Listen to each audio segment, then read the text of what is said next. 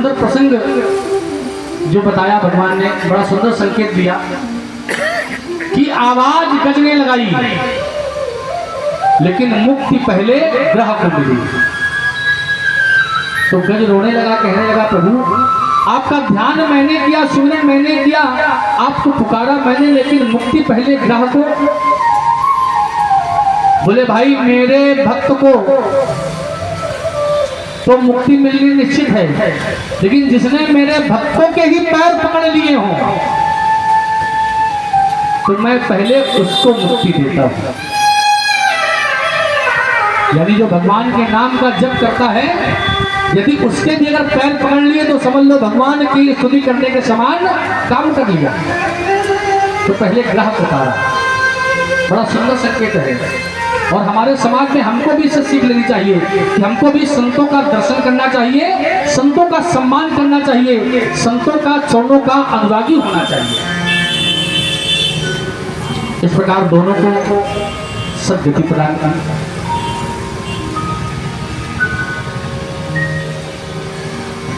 सुखदेव जी कहते हैं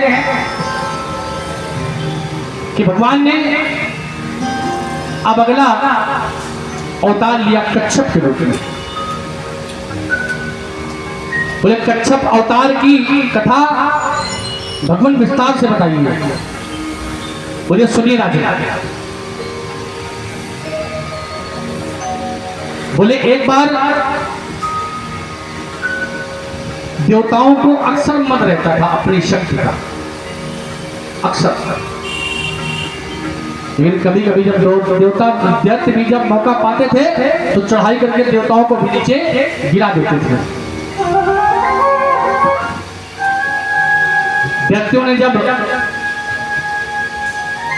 देवताओं को स्वर्ग से निकाल दिया तो देवता भागे भागे गए भगवान के पास। बोले प्रभु त्राहिमाम त्राहिमाम। भगवान ने कहा जहां थोड़ा झगड़ा हुआ ही करके घर से बाहर गए, तुरते ही चले आ रहे थे। तेरे काम करो, तुम्हारी शक्ति खत्म हो गई है।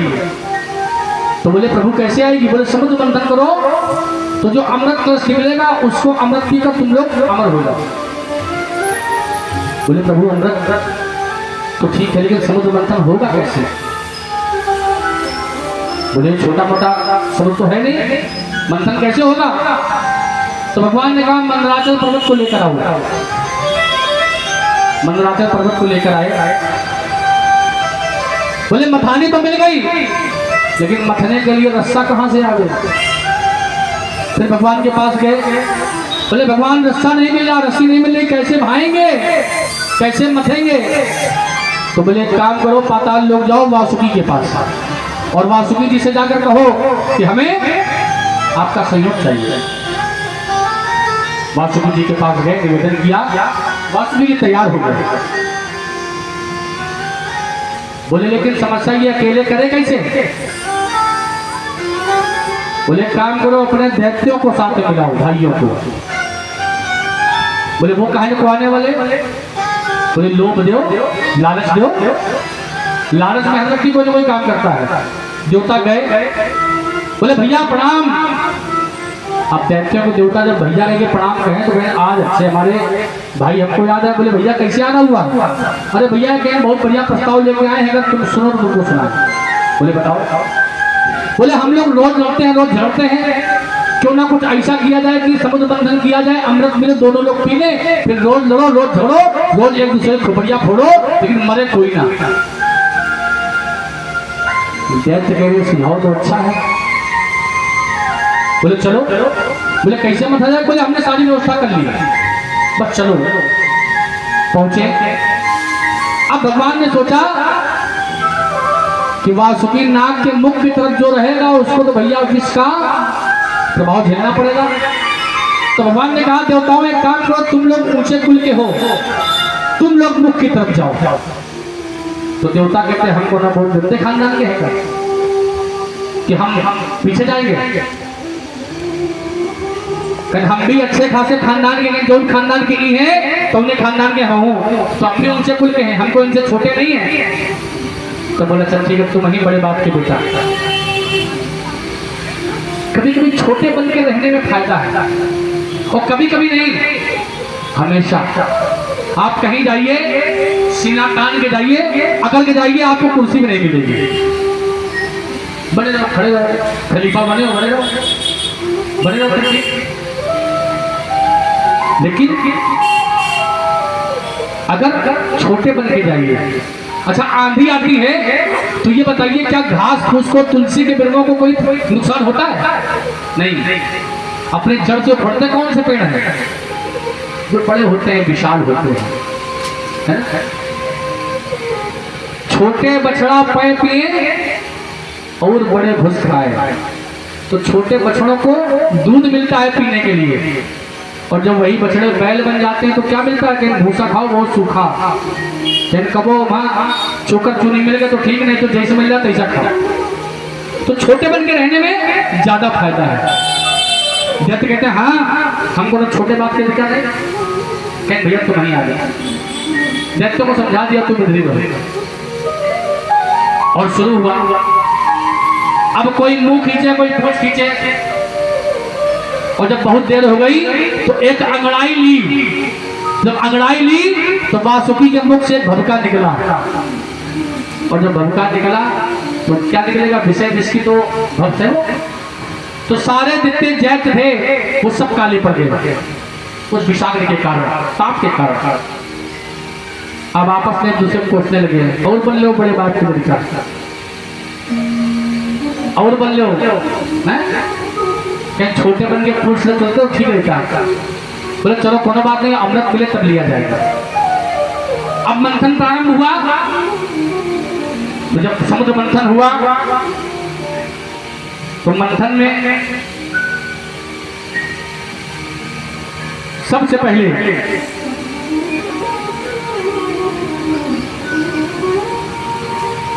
कालकूट विष मिला।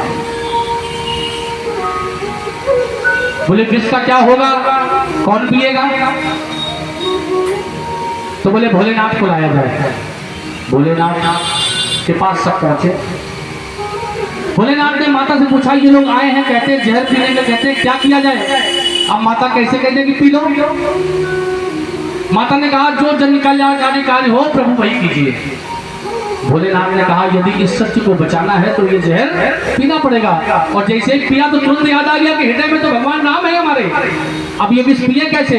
तो पिया, लेकिन उसको अपने कंठ में ही रोक लिया, और जैसे ही कंठ में रोका तैसे इनका कंठ नीला पड़ गया। तब से इनका नाम नीलकंठ हो गया। बोलो नीलकंठ भगवान की जय। अगला चंद्रमा निकला।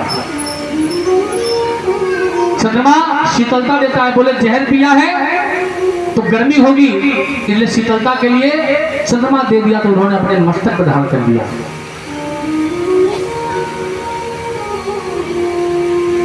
उच्चैठ सवा घोड़ा मिला। राजा बलि ने कहा ये हम लेंगे। ऐरावत हाथी मिला, तो फिर दैत्य कहने लगे ये हमें चाहिए। तो भगवान ने कहा ना, अब जब घोड़ा ले लिया है तो अब ये किसके पास जाएगा? इंद्र के पास। कामधेनु गाय निकली, संतों को दी गई। कल्प वृक्ष निकला, ये दिया गया स्वर्ग में कि जो इंद्र होगा इसका उपभोग वो करेगा अपनी प्रजा के साथ। और होते होते होते होते उस मंथन से स्वयं माता लक्ष्मी प्रकट हुई। बोले लक्ष्मी मैया की जय। और जब लक्ष्मी मैया प्रकट हुई तो अब सबके भाव बिगड़ गए कि किसके हाथ में आएंगी ये।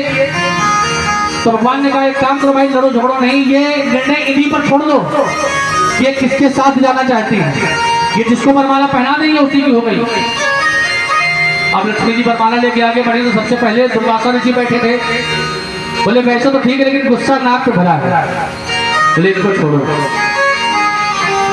जिसके पास से गुजर जाती वही खुश हो जाता, तन के बैठ जाता, और जैसे गुजर जाती तैसे मन खट्टा हो जाता। बोले क्या करें? जब सबको देख लिया, सब पर नजर घुमा ली, तो देखा दूर हमारे नारायण बैठे हैं। बोले सब तो हमको देख रहे हैं लेकिन ये इनकी नजर हमारी तरफ नहीं है। बोले हम तो इन्हीं का आमना करेंगे। अब लेकिन बात ये आती कि माता लक्ष्मी अगर समुद्र मंथन में उत्पन्न हुई तो क्या ये पहले लक्ष्मी थी नहीं क्या?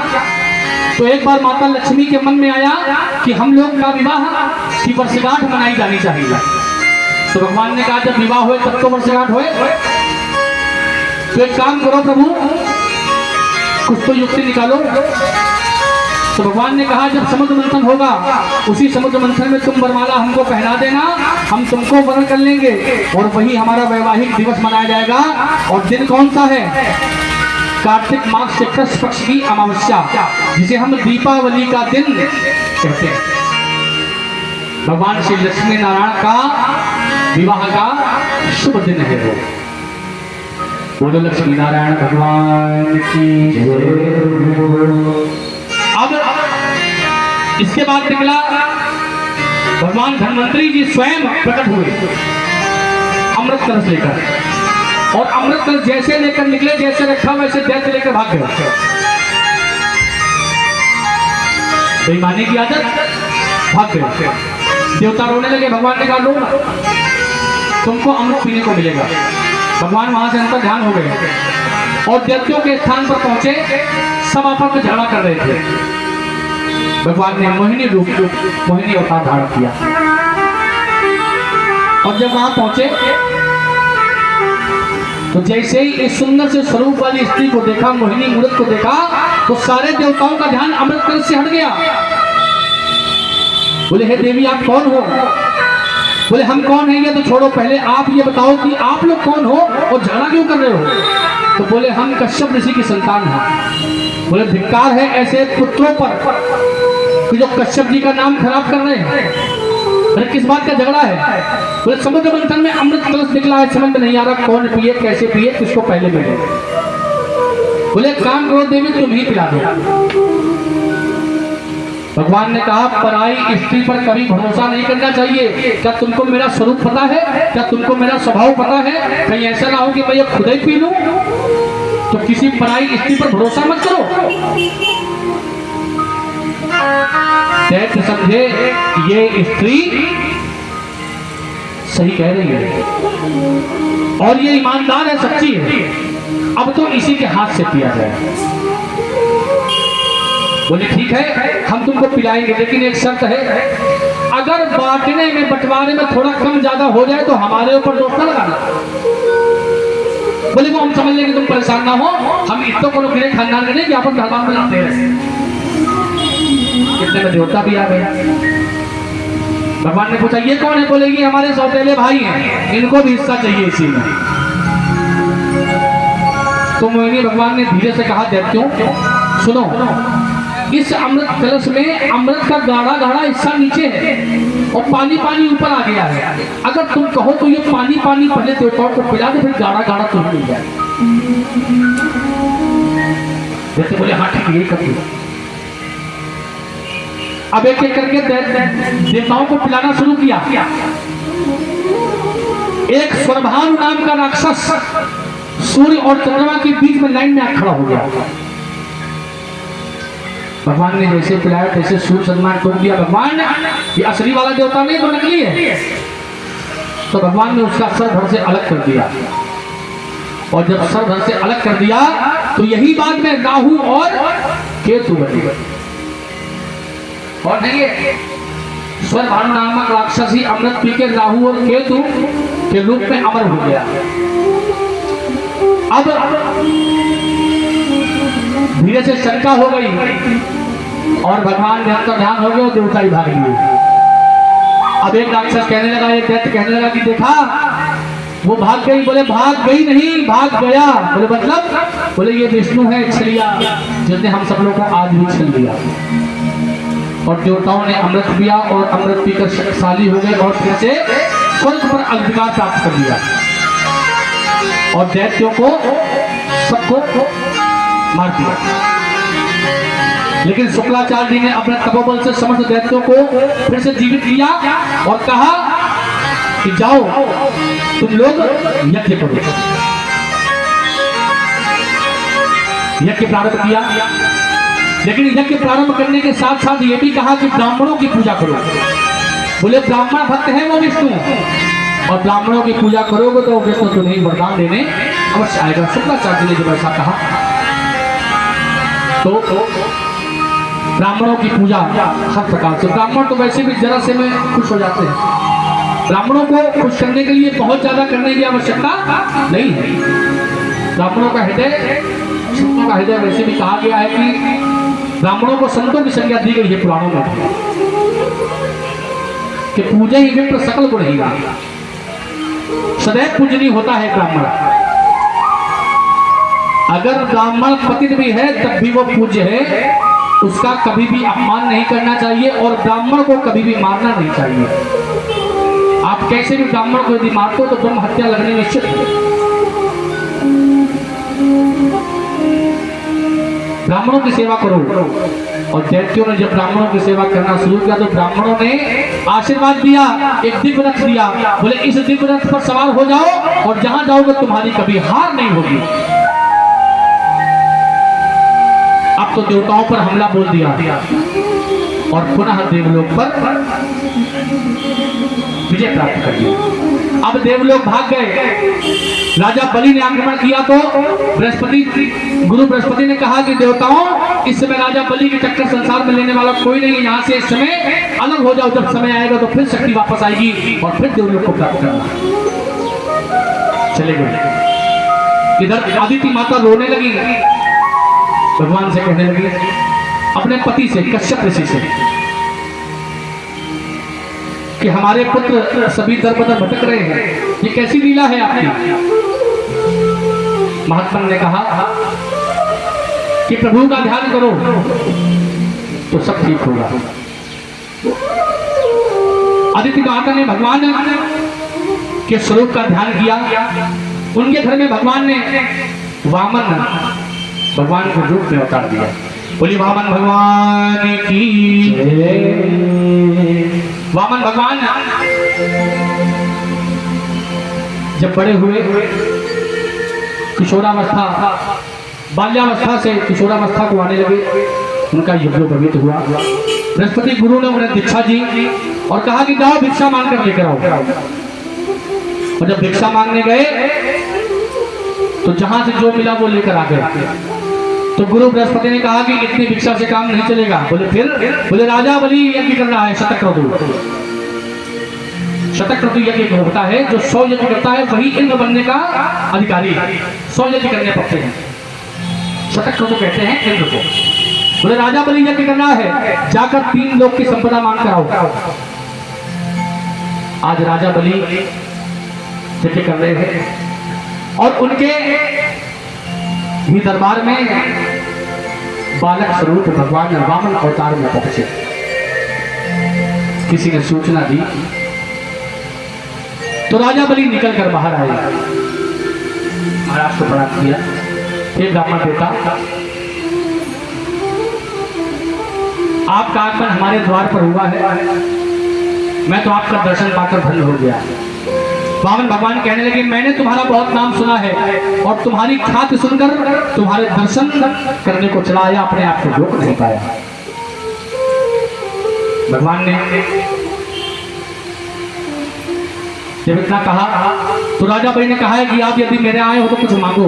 बोले मेरी चाह आप क्या से कुछ मांगने की नहीं है। बोले ऐसा कैसे हो सकता है भगवान, ब्राह्मण कभी किसी के द्वार ऐसे जाता ही नहीं। बहुत जब पीछे पड़े राजा बलि तो उन्होंने कहा एक काम करो, अगर बहुत कुछ देना चाहते हो तो केवल 3 पग भूमि मुझे दान में दे दो बस। राजा बलि हंसने लगे और कहने लगे मांगा भी तो क्या, 3 पग भूमि। अरे ब्राह्मण देवता, कम से कम हमारे वैभव के हिसाब से तो मांगो। बोले ना, हमें तो केवल तुम 3 पग भूमि दे दो। बोले 3 पग भूमि का करोगे क्या? बोले भगवान का ध्यान। बोले जहीं जिसके दरवाजे बैठ जाओ तहीं तो कहता अपना डेरा डंडा उठाओ, भैया हिंदी हटो कि आज तुम खाली 2 पुटकियां रखे हो, फिर तुम थोड़े पत्थर रखोगे, फिर चौथा से घिरवा लोगे, एक मंदिर बना लो, करो जगह हमारी हो गई। तो बोले हमें एक अपना स्थान चाहिए जहां हम बैठ के आराम से प्रभु की भक्ति कर सके, भगवान भजन कर सके, बस इतना चाहिए और कुछ नहीं चाहिए। शुक्राचार्य जी को एहसास हुआ कि लग रहा है गड़बड़ है कुछ, और इतनी चर्चा चली रही थी, इतने में यज्ञाचार्य का एक मंत्र चला, इदम में विष्णु विश्वमे तेरा निधे ब्रह्म, यानी इदम विष्णु में ये कोई और नहीं है, साक्षात विष्णु है। शुक्राचार्य जी ने बहुत समझाया राजा बलि को, राजा देने के लिए हाँ भी मत करना। राजा ने कहा आपको कह दिया है, और जब कह दिया तो अब पीछे नहीं हट सकते। अब कहने के बाद झूठ बोलने का सवाल ही नहीं होता। शुक्राचार्य ने कहा राजन बेवकूफ मत बनो, मूर्ख मत बनो। 6 जगह झूठ बोलने पर कभी दोष नहीं लगता। कहां कहां? कहते अपने घर में अपनी ही पत्नी से, अपनी स्त्री से झूठ बोलने में कभी दोष नहीं है। क्यों? इच्छाओं का कभी अंत है? नहीं है। रोज नई इच्छाएं हैं, तो जब नई इच्छाएं तो रोज कहां से पूरी होंगी? तो सच बोलने से काम चलने वाला नहीं है, झूठ बोलना पड़ेगा, इसमें कोई दोष नहीं है। बोले दूसरा, बोले किसी से हाथ परिहास करें, हंसी मजाक करें, तो उसमें कभी कोई दोष झूठ बोलने पर नहीं लगता है। बच्चों के विवाह में थोड़ा बहुत अगर झूठ बोल दें, कन्या का विवाह करते समय, तो भी झूठ बोल दे तो उसका कोई दोष नहीं है। व्यापार में एक झूठ छोड़िए, बिना झूठ के काम में नहीं चलना है। नौकरी व्यापार में तो बिना झूठ बोले काम चलता है? नहीं चलता है, तो इसमें भी दोष नहीं है। प्राण संकट में हो अपने, तो झूठ बोलने पर कोई दोष नहीं है। और गौ माता की जहां हत्या होने वाली हो, यदि वहां झूठ बोल दो तो भी कोई दोष नहीं। बोले कुछ भी हो, हम झूठ नहीं बोल सकते। बोले समझो ये विष्णु है, ये कोई मांगने वाला याचक ब्राह्मण नहीं है। तो राजा बलि कहने लगे कि ये तो और भी अच्छी बात है कि जो सारी शिष्ट को देने वाला दाता है, आज अगर वो मेरे द्वार पर याचक बन के आया है और मुझसे अगर कुछ मांगता है, तो मेरे लिए इससे बड़े सौभाग्य की बात क्या होगी? मांगने को जब नहीं माने तो शुक्राचार्य जी क्रोध में आके साथ दे दिया राजा बलि को, जाओ तुम श्रीहीन हो जाओ। संकल्प लिया, हाथ में जल लेने के लिए जब कमंडल घुमाया तो कमंडल से निकले ही ना जल। क्यों ना निकले? क्योंकि भागवत में तो, हालांकि भागवत पुराण में इसका वर्णन कहीं पर नहीं दिया, लेकिन अन्य पुराणों में इसका वर्णन है कि असल में शुक्राचार्य उस कमंडल के भीतर जाकर बैठ गए और छिद्र को छेक लिया। तो भगवान ने कहा राजन संकल्प में जल हाथ मिला, बोले जल निकल नहीं रहा है, बोले लाओ देखें। तो एक नुकीली कुसर निकाली और जैसे उसके छेद में डाला तो शुक्राचार्य जी की एक आंख फूट गई। देखा है ना शुक्राचार्य जी को, एक आंख से है वो, हाँ, एक आंख से काले हो गए। संकल्प लिया और संकल्प लेकर कहा कि ठीक है, आप जहां चाहो, जैसे चाहो, जो स्थान आपको सुंदर लगता हो वो आप वहां से भूमि नाप लो। भगवान ने 3 पग नापने चाहे तो 2 पग में ही पूरी सृष्टि नापी। भगवान ने कहा बताओ अब कहां पैर रखें? राजा बलि ने कहा प्रभु ये तो आपने धन जो हमारी संपदा है इसको नापा है। कहते धन से बड़ा होता है धनवान, अब आप मेरे सर पर पैर रखें। भगवान ने राजा बलि के सर पर पैर रखा।